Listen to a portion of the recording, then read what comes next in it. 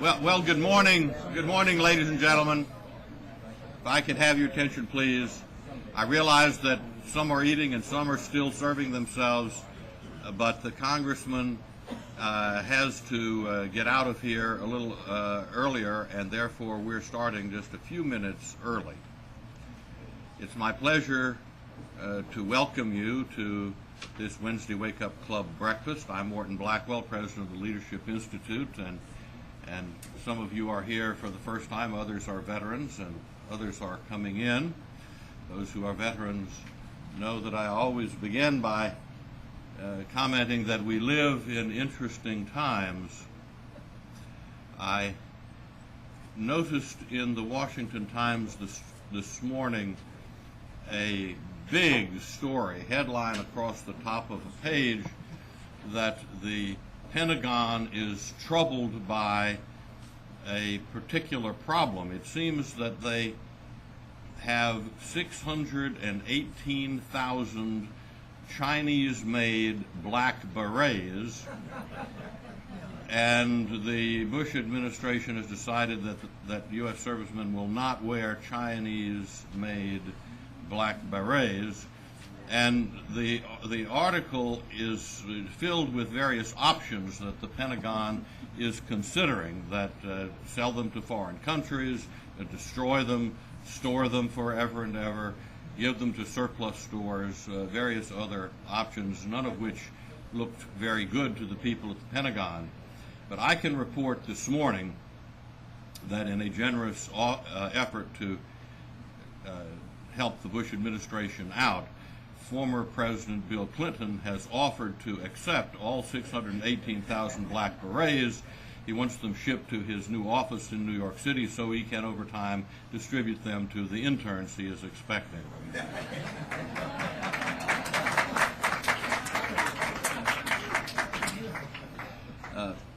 So far this year, the Leadership Institute has trained 1,746 students in 69 of our schools, and we placed 71 job seekers through our employment placement program. And through our efforts and their own efforts and the efforts of others, I can let you know that there are very large numbers of graduates of my training who have been hired in the new Bush administration. You have before you at your tables our 2001 school schedule, and I ask that you take a moment to review the calendar and consider attending one of our programs. And now for an invocation and pledge of allegiance, I'm going to present Stephanie Netzer. Stephanie is currently the Assistant Director of the Institute's Employment Placement Service. She came here as a well-seasoned traveler, having completed an internship in Germany with the Ministry of Urban Development and Environmental Protection there, and this led to travel throughout countries like Poland, Austria, London, that's England, and Ireland. Stephanie graduated from college with a degree in history and says her involvement with the conservative movement began through the inspiration of Ronald Reagan. Stephanie?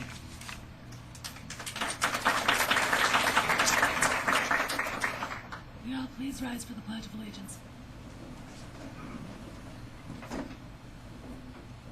I pledge allegiance to the flag of the United States of America and to the republic for which it stands, one nation, under God, indivisible, with liberty and justice for all.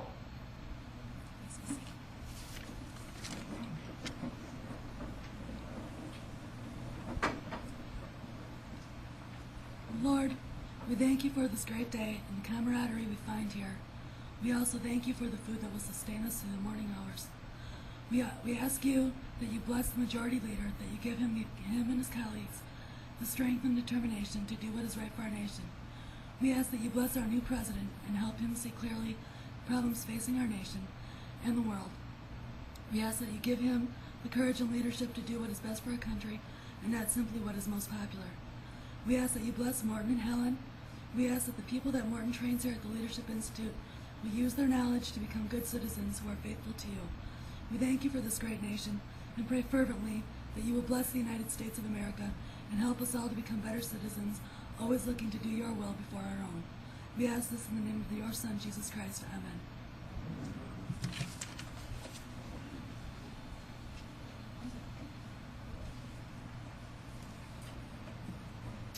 Thank you very much, Stephanie. And now it's my pleasure to introduce Laura Reed for an update on the Edmund Burke Society. Laura has been with the Institute since August of 2000 and assumed the position of Director of Planned Giving this past January. Laura is a graduate of Marquette University in Wisconsin in criminology, law studies, and Spanish, as well as of the National Planned Giving Institute at the College of William and Mary in the Aspen Center for Government. Prior to her work here at the Institute, Laura was the Director of Special Events at the Cystic Fibrosis Foundation. She began her fight against the liberal agenda while in college, and particularly during an internship where her university placed her on the Hill with a liberal congressman. She was eventually allowed to complete her internship with Congressman Henry Hyde of Illinois and continues to be a staunch supporter of the conservative movement. Seems to me there's a story there, Laura. Thank you.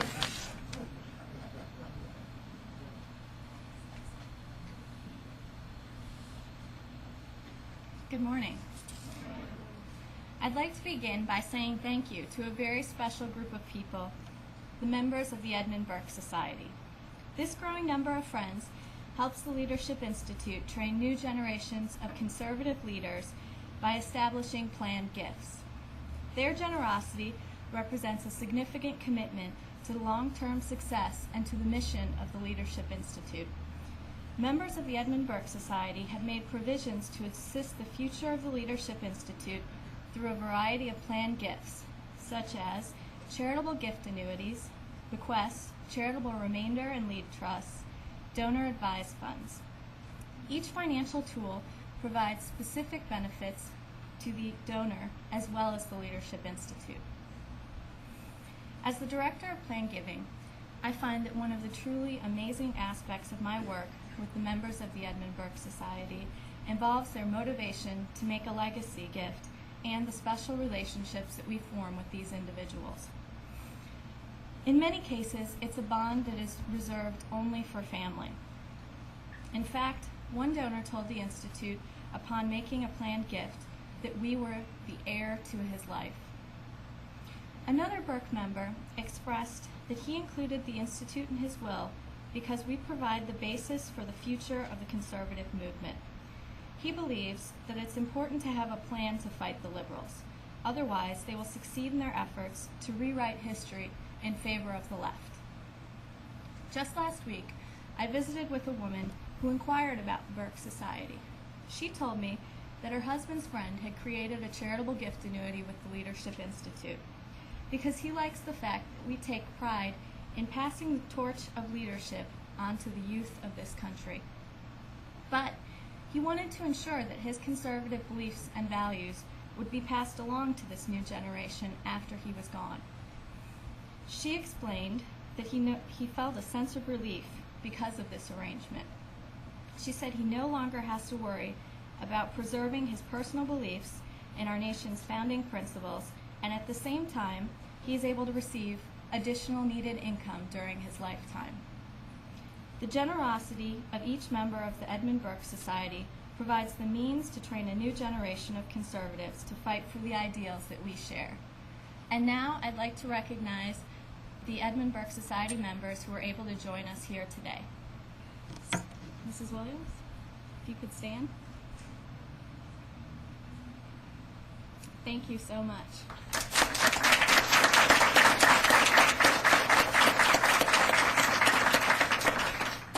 Thank you.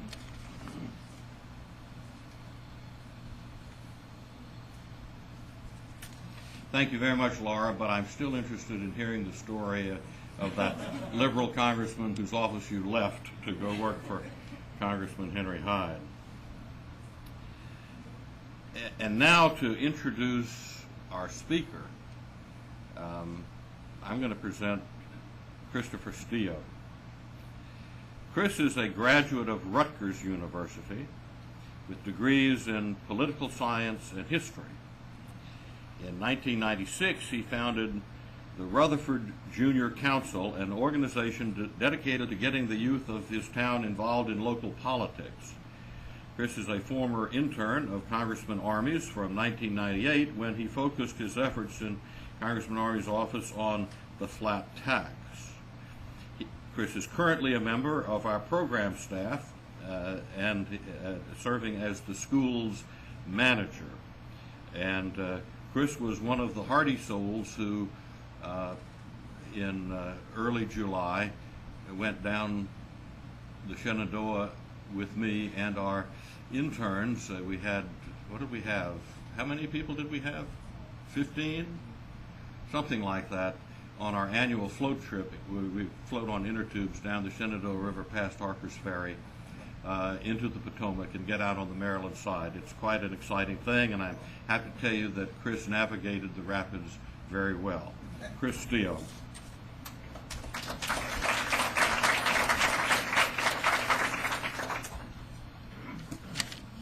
Good morning, everyone. It is my honor to introduce the Majority Leader of the House of Representatives, Dick Armey. A strong believer in the philosophy of Ronald Reagan, he first ran for Congress in 1994. Further proof of the Congressman's commitment to President Reagan is not only reflected in the stance he takes, but in his interior design. You see, one of the conference rooms in the Majority Leader's office has many pictures adorning the walls and is appropriately called the Reagan Room.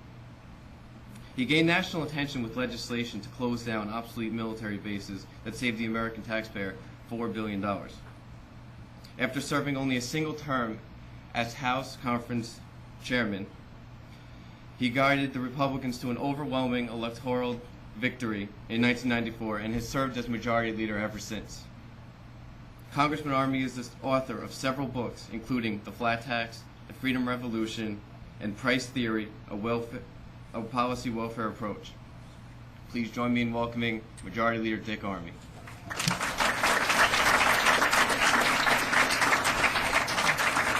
Thank you, Chris. Oh, good. Good for me.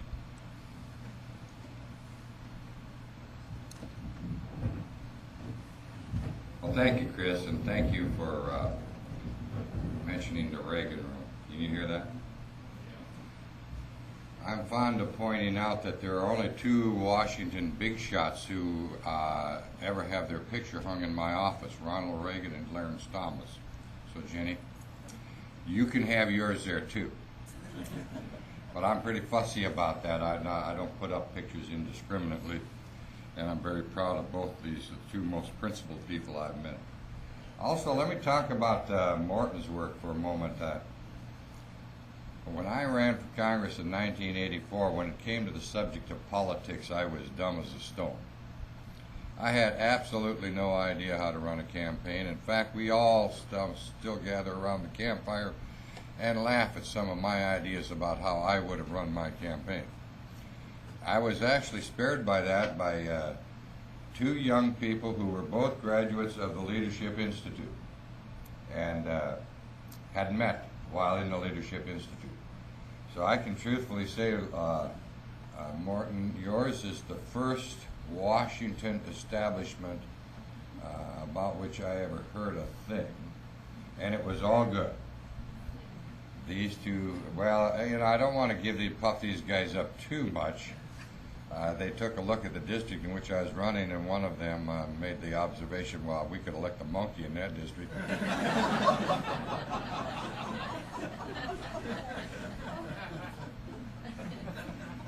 But I'd like to believe I contributed something to the effort. I'm not sure what. But we have had young people come to us off and on from the Leadership Institute. We got elected to the conference in 1992, and I always say we because in my shop where I work, we all do it together. It's a partner relationship. But my bright guy, the leader of the pack, the brains of the mob at that time was still Kerry Knott. Kerry managed to get Morton to let us country place where I was seduced by the promise of large trout in the stream. One of the biggest damn lies I ever heard. It's like Texas, every farmer's got a beautiful daughter and a 10-pound bass in his pond. But at any rate, we had a pretty worthwhile retreat, and I am not sure that the exact expression "contract with America" wasn't born on that weekend. We did a lot of plotting and scheming in that weekend, but I am certain that the guy who first coined the term, who first said this is what we ought to do and what we ought to call it, "contract with America," was carried on. So our Leadership Institute probably got it from one of those long lists of trite sayings that you have. Is that the right word, right? Only because I repeat them. Oh, okay, all right. But so let me personally thank you if you support Morton and the Leadership Institute. I have to tell you, his graduates have meant a lot to me personally, not only in terms of the professional competence of the people that I have been able to associate that have been trained by Morton Blackwell, but by virtue of the personal relationship you have. You know, they say in Washington, if you want a friend, get a dog. And I don't need to get a dog because I got Morton.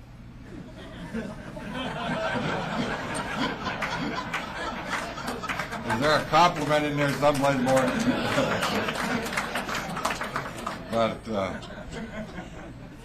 But I think you could look back, and I look back over the 17 years.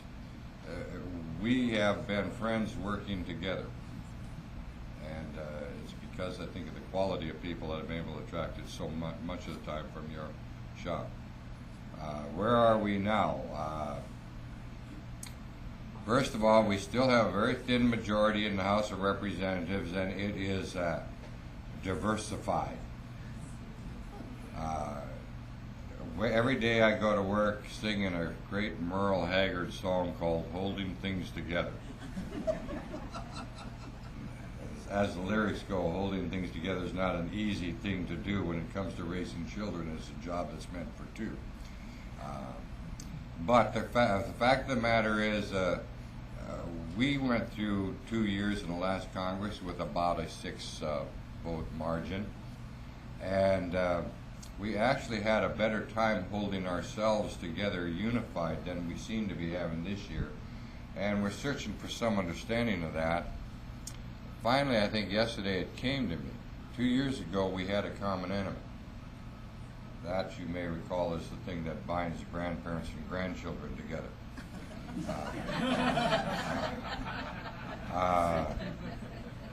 But we all felt threatened by President Clinton, and so we tended to come together.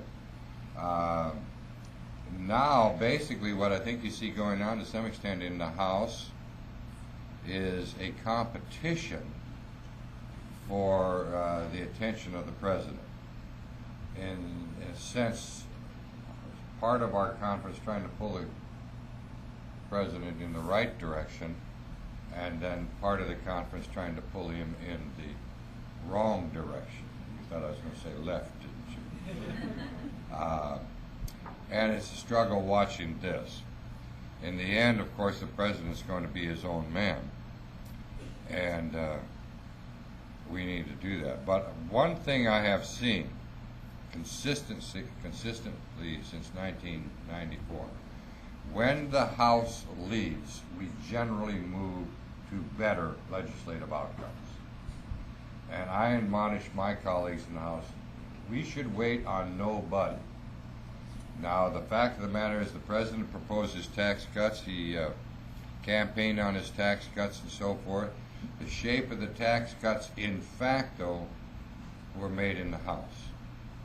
And my first example of that would be the Portman provisions, which were never even a part of the president's recommendation, which finally gave us something in that package that addressed the question of savings. But the fact that the tax cuts moved as fast as they did and were completed as early as they did was because the House stepped out in front and said, we're going to do this. We have got to get back on that track in the House, where we are stepping up.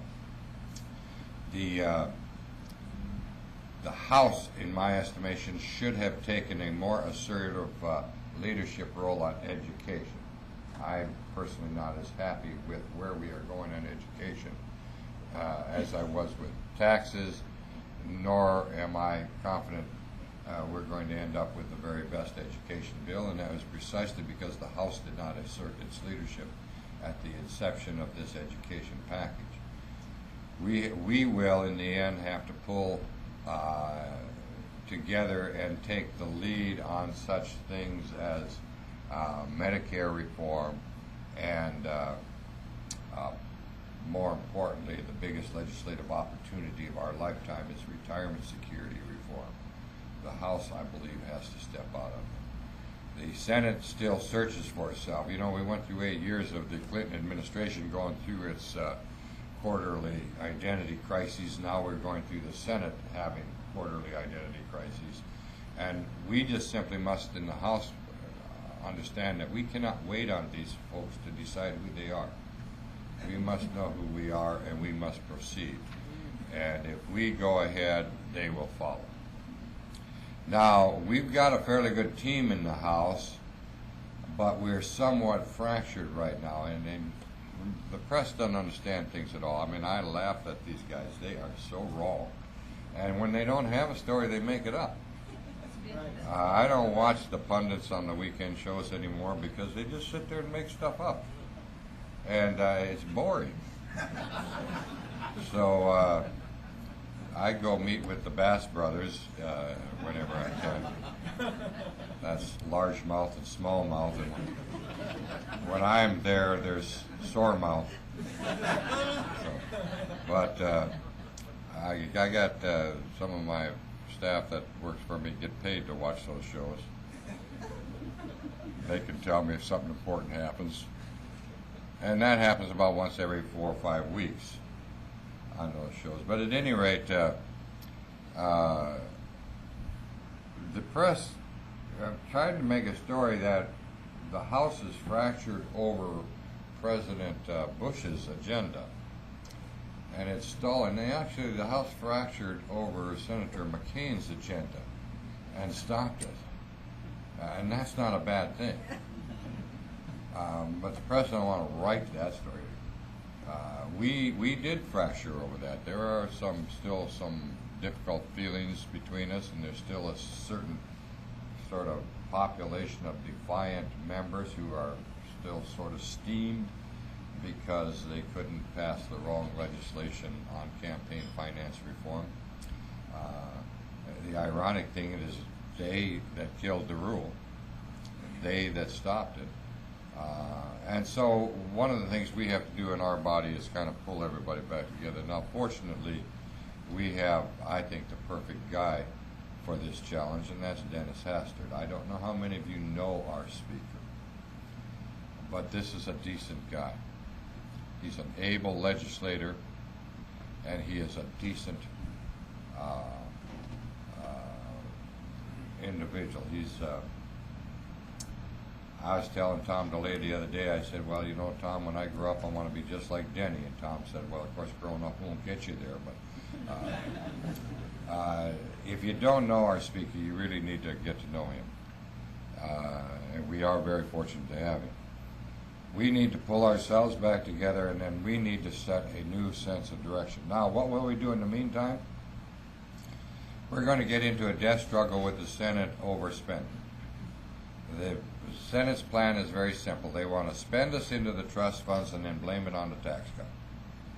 And we are going to have to. And I tell my colleagues every day, the House must set the standard on holding the line on spending.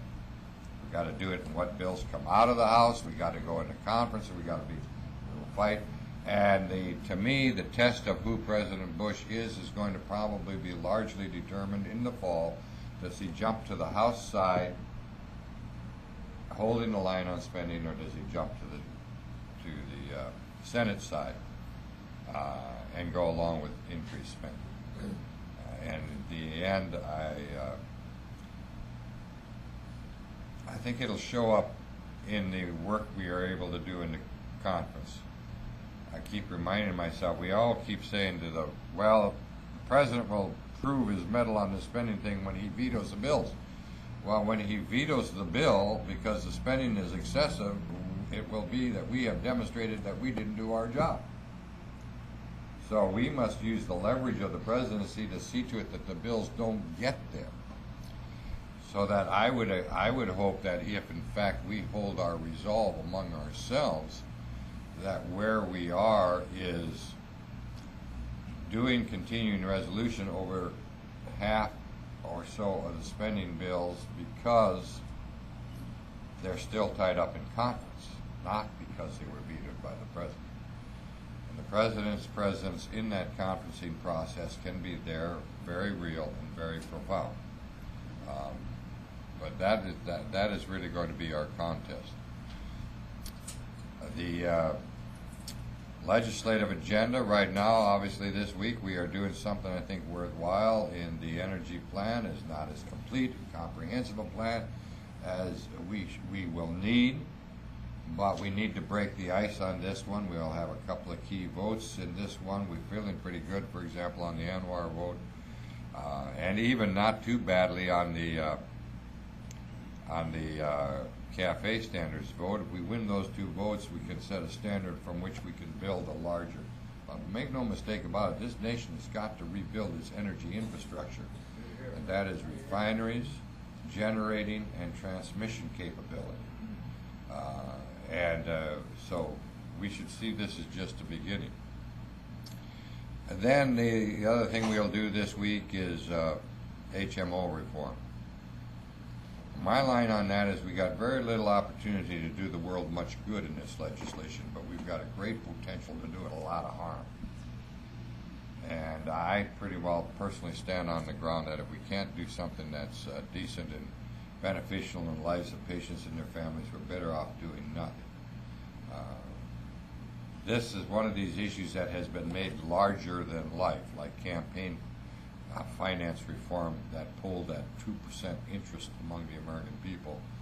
It was big as could be around here. I don't understand why we delude ourselves into thinking we're all that important. But we do, to the point that some of our members will panic. And we've got to hold the line on this health care bill and be prepared to let it not get done if it is the wrong thing, because it can be very, very harmful to real people in their real lives. So we've got a lot of challenges in front of us. We need your support and your encouragement, and one of the things we all need to do, and I'm speaking to myself first, we need to manage our disappointment in one another. The toughest people in the whole world to forgive, the first toughest person in the whole world to forgive is yourself. The second toughest person in the whole world to forgive is someone you love. We've got to understand, all of us on our side of this aisle, with our meager 6 votes, are going to have bases by which we can disappoint one another. But we cannot afford the luxury of remembering our disappointments. We've got to get over them, get by them, and get back and unified, because the one thing the Democrats have is a lust for the majority. And they can only get the majority if we come apart. So I have to take a look at, for example, if you know my political philosophy, I happen to be, I hope, still considered to be to the right. I will argue that Connie Morella is more important to the sustaining of this majority than I am, because the fact is, if I died tomorrow, you would have somebody equally or more conservative, clearly younger, most likely brighter than me. If Connie died tomorrow, you'd have a Democrat in that seat. And so we must be patient, understanding, and engaging among ourselves. And we must never afford ourselves the luxury of grudge. If we want to be angry at somebody in politics, we must direct our anger at the Democrats. They are the bad guys. And I don't mean to say that universally. There are some good guys in that part of the building too. But this is a contest between two philosophies, And ours is about freedom and individual responsibility and liberty, and theirs is about dependence, big government, and control. So, I probably rattled on long enough, and do we have time? We have time for a few questions. Sure. I got my guy Horace Cooper there, and he's a tough taskmaster. Do you train Horace? Yes. Yeah, he got a mean streak. I was wondering where he got that. But there is somebody here. Ronald Reagan gave us tax cuts, big deficits, mighty military, victory over the Soviet Union. There's some wrong in that formula when we come to dealing with China.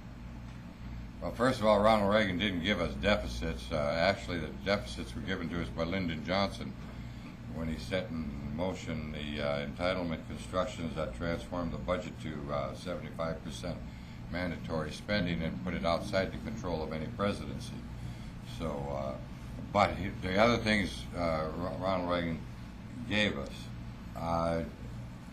China is a difficult problem with international aid. My formula on China has been to try to understand that the Chinese people can reform that government. I can't. And I believe there are two avenues to freedom historically that have dominated the March of Freedom historically. Has been the story of the discovery of freedom in two venues, commerce and religion. And it's been my observation that however a nation discovers freedom, they learn the lessons of freedom, and they yearn for freedom in the other dimensions of their life. I think our best avenue for freedom in China is through commerce, and that's why I support trade with China. But that is on behalf of the Chinese people, not the Chinese government. In fact, trade restrictions is governments interfering with the free bilateral transactions of their citizens. I've never understood why people who love liberty want big government interfering with commerce between its citizens, but I feel like I am in fact opposing the Chinese government when I vote for freedom for the Chinese people. Yes. Two suggestions. One with respect to Anwar, if you could include a prohibition against shipping oil to Japan, which I believe that oil. The second is tax. On all the talking heads goes, they say, who's going to pay for the tax cut? How do you pay for the tax cut? I wish you'd had your colleagues challenge that assertion that tax cuts are paid for, not paid for. Yeah. This is an interesting, it showed up with me yesterday. Thank you for the Anwar suggestion. Could you repeat the question? The Anwar suggestion was that we should maybe remove, I think that actually they have a mandate that Alaskan oil must be shipped to Japan. But we certainly don't need to take export of that as its first option. And then the whole question of the rhetoric that where we are challenged to determine who will pay for tax cuts. Basically what we've got to assert is that public policy should be for the benefit of the people in this country, not for the benefit of the government. And the tax cut is seen as an asset or a liability, a gain or a loss to the government. And so we need to, yes, we need to reverse that spin. But Washington is an egocentric city. I don't know if you noticed that about this stuff. It's the only city in America that wholly makes its living off the rest of the nation, and it is totally self-absorbed. So the most natural thing in discourse here in this town is to think in terms of us. What does it mean to us? And it just sort of filters through but we should accept the challenge to remind people that it's about America, not about Washington, D.C. You're absolutely right on. Yes. The growth of democracy, the freedom of political right have been always our cornerstone for our thought policy. Do you think if we would ever be able to add the element of religious freedom in third world or about the Christian persecution as a leverage to have good relationship with other countries? Well, because you are known as a very committed to your faith. we We speak to the issue of religious freedom, freedom from religious persecution in a variety of different ways. We do try to leverage that in our foreign policy as an instrument. In other words, I suppose you could say a good faith effort. And many of us try to assert it even from the Congress on that. I noticed, for example, today, if you can believe it, the Chinese are building a monument to their overthrow of Tibet at the palace of the Dalai Lama. I mean, this is like in your face. And so we have to speak to it all the time. And I don't know how much we can make that a test of foreign policy, because foreign policy, I still believe, is the province of the administration. And I tend to caution myself and my colleagues that we are not secretaries of state. And I was less, should I say, committed to that ideal when there was Clinton, because I felt like there should be some adult supervision at least. Yes. Would you say a word about traffic and other surveillance cameras in other places? Texas, we do have a word for that. It's called what? Well, I've been, first of all, I must say I'm fascinated with the electronic revolution. I don't know how much you pay attention to it, but this is the greatest economic event of my lifetime. We went through the Industrial Revolution, the agriculture. This is the electronic revolution. It's a big deal. But it also gives us capabilities that are truly Orwellian. I mean, they actually took a picture of everybody that went to the Super Bowl last year and juxtaposed that against their criminal files, so that if you went to the Super Bowl, you actually were in a police lineup. This is why we call it the Snooper Bowl. And notwithstanding the fact that it turned out all wrong,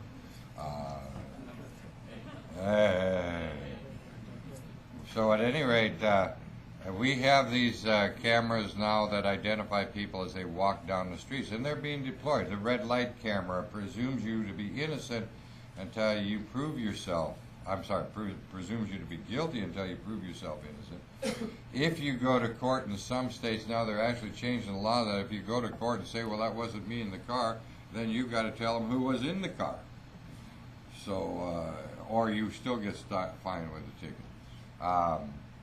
So we just, of course, and then there's Carnivore. I don't know if we're familiar with that. They slap a piece of electronic equipment on your ISP, and they're supposed to, they get a court order that says it's okay to snoop on Dick Armey's email, but Dick Armey's idle that day, probably building shelves in the garage. And they're bored, so they say, hey, looky here, Jane Fonda's online, let's see what she's saying. And they're free to have that capability. I mean, it's like a telephone tap on a party line. So we just have to watch all of these things. And I'm not particularly impressed with the people who say, well, if you've got nothing to hide, why should you care? If I've got nothing to hide, I'm precisely the person who should care and protect my right not to be snooped on. And so people think I'm getting a little black helicopter-ish on this, but it matters. And my point is, if there's a lot of the problem the way this is implemented. For example, intersection traffic control in San Diego has been subcontracted to a private firm. And that private firm decides who gets the ticket and who doesn't get the ticket. And they get half the money. And they forego the protocol of just simply extending the length of the yellow light, which has been proven to make the intersection more safe in deference to the revenue-raising alternative. So there are all kinds of questions that are, I'm probably more active on this subject than I want to be, but somebody has got to be the guy to say, look, all this technology is wonderful, it's fascinating, I love doing the things I can do with my computer. You would be amazed at how geeky I am.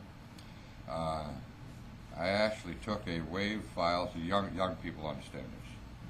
I took a WAV file of Bill Clinton saying I did not have sex with that woman. I converted it to an MP3 And then I went to my music files and took out just a little section of this wonderful song called We Really Shouldn't Be Doing This, and slapped the two together and emailed them to my friends. Now, I'm 61 years old. If I can do that, there's a world of wonderful opportunities for us, right? But I really don't have the right to read Bill Clinton's email. Heaven forbid. I'm getting spammed enough already on my Hotmail by I don't know, the spam is ugly out there. But World War II veterans are saying, I never did like that spam anyway. Let's try this guy here. Horse, one more horse has got to drag me out here. The use of the bullet club is the subject, and I feel for one, and I think a lot of conservatives do, that that's one way to counter the spending you talk about so much. And my own personal opinion is to take you on the opinion. I don't think that our president uses it. I agree with you. George W. Bush came to our conference. He gave a speech in our conference, and our members were just so pleased, impressed. And the universal observation was he needs to talk to America that way. We need to have him doing that. And I agree with you. Particularly if I could have some influence over what the message is. But and I think I can. Let me just, I know I have to leave, but Horace was one of your people. We got some young people here, interns. I just wanted to tell you, not every young person who comes to Washington to be an intern ends up in trouble. Republican interns do well. And we were sitting around the other day, and I was musing. I have Jim Wilkinson, who started with an intern, I think came through your program. He's at the White House now. He's mucking around doing important things. I got April McKinney, who was an intern, started as an intern. She's up at Treasury. We counted up, but we have another person who started as an intern who's over there deciding, are actually keeping David Hobbs working. So you can start as an intern. Eddie Gillespie, who is the most important Bushy you've never heard of, started parking cars in one of our parking lots. So you come to town, if you got some fire burning in your heart, something you want to see happen for freedom, and you're willing to start even with the grunt work of an intern, you can end up doing something in very important positions of responsibility and authority. Let me just finish with this. If you find yourself that way, young, every one of you, remember, no matter how big a big shot you are or how important it is, it's never about you. It's about Jesus. Thank you.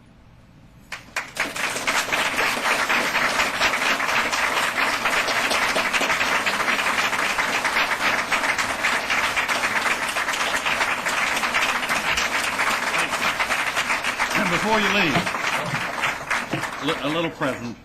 Ladies and gentlemen, if you haven't gathered this from what you've seen of us talking about each other, I want to lay it on a little bit factually.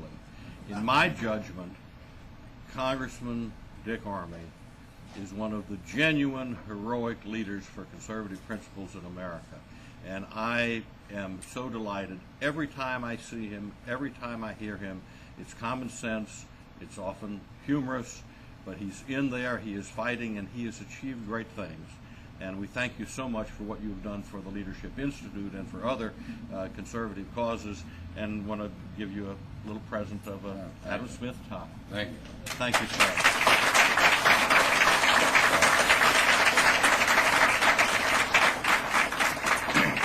And by the way, Dick, the briar patch which burned down last year has been rebuilt. It's a little bigger, a little nicer, and anytime you want to go up there and hatch up something else good for the country, bring your staff up there, just let us know. Helen and I would be happy to make it available. Well, our streams are rather small, but there is a fish and pay place about 2 miles up the road. I'd like to invite you all to come and join us again on the first Wednesday of next month, September 5th, where our Wednesday Wake Up Club breakfast speaker will be Kellyanne Fitzpatrick Conway. Guests who would like a complete tour of the Leadership Institute should, at the conclusion of this event, meet Julianne Noce. Julie, you want to step forward here? This is Julie. And she will depart immediately for a tour for those of you who are interested. Thank you so much for coming. I'm glad you were here to honor and to hear the outstanding Majority Leader of the House of Representatives, Dick Armey. Thank you and good day.